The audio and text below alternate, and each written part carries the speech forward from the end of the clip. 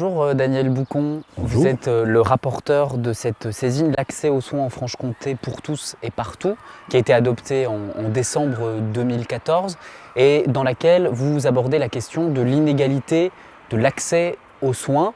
Alors avant de parler de la Franche-Comté, vous évoquez longuement dans ce rapport la situation en France notamment. Il y a, vous le dites, des territoires dans lesquels on n'accède pas de la même manière aux soins. Est-ce qu'il y a vraiment des inégalités aussi importantes que ça à l'échelle nationale? Alors à l'échelle nationale, on est en face de deux problèmes. D'une part, les médecins ont du goût pour le soleil. Et statistiquement, il y en a plus au sud qu'au nord. Et puis d'autre part, les médecins sont plutôt des animaux urbains. Et donc les zones rurales ont plus de mal à conserver leurs médecins.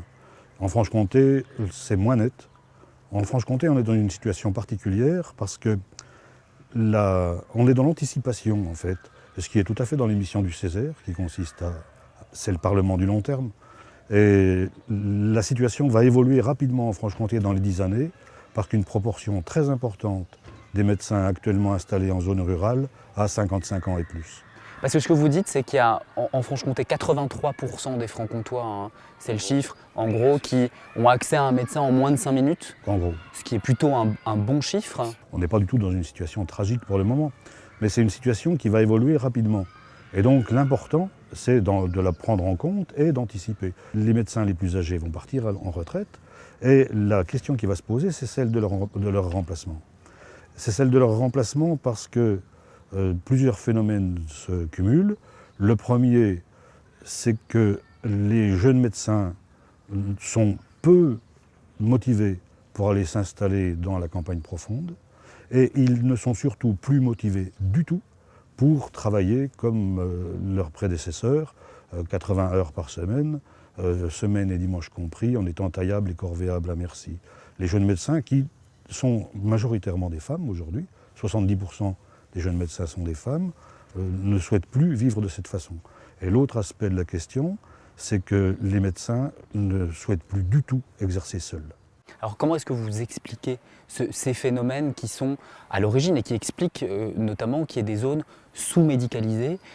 C'est vraiment parce que les jeunes médecins ou les étudiants n'apprennent pas suffisamment ce qu'est le métier de médecin en zone rurale. Qu'est-ce qu'il faudrait faire finalement pour qu'ils puissent découvrir ce métier-là? Alors, pour qu'ils puissent découvrir ce métier-là, la piste de travail la plus efficace, c'est les stages. Il est absolument vital que les médecins qui sont actuellement installés en zone rurale soient maîtres de stage.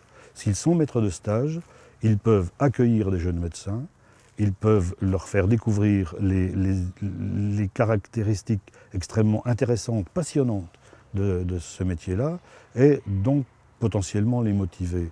L'autre entrée, elle concerne plutôt les élus locaux.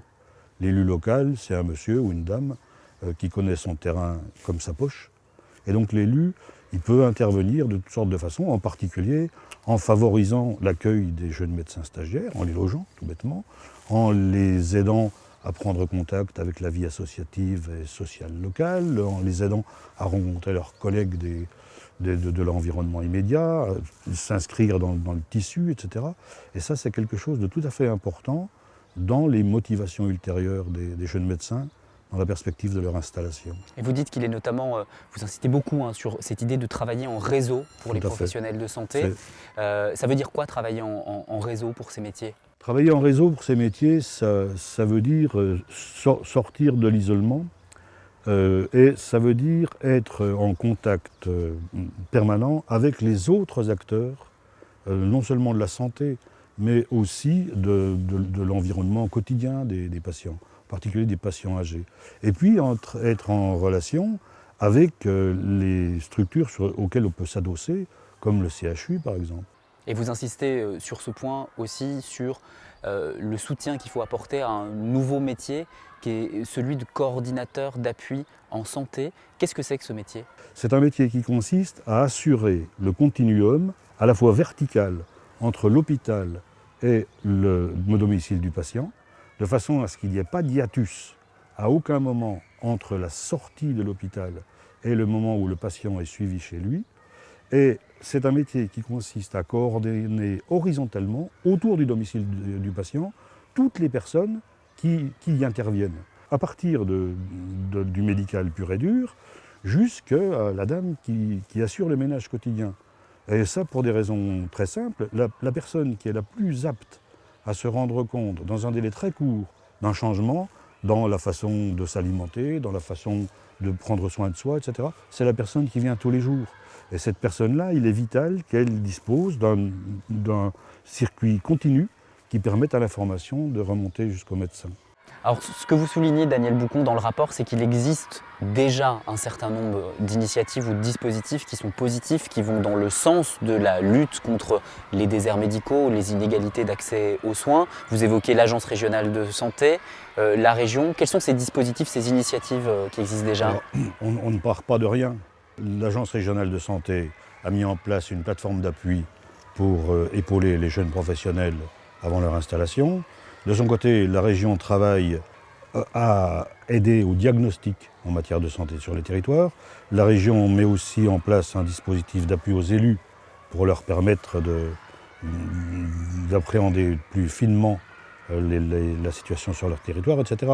On a déjà un certain nombre d'outils qui fonctionnent et qui fonctionnent très bien.